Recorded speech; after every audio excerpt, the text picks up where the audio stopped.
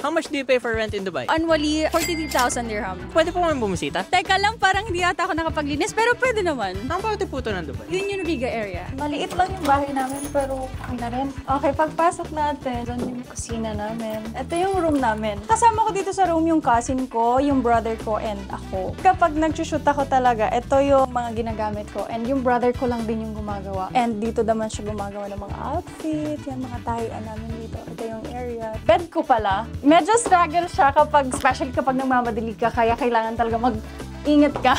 And alam niyo ba kapag nag-TikTok talaga ako, nakayuko ako. Kasi syempre, itong area na to, ito yung sinasabi ko na kapag gabi, nagiging studio. Saan ang work niyo dito? Nag-work ako sa travel agency and syempre, sideline sa vlogging, ganyan. Anong gusto niyo sa buhay dito sa Dubai? After work, maraming pwedeng pasyalan. And to be honest, makakaipon ka talaga dito sa Dubai. Kaya naman gustong-gusto ko dito magstay.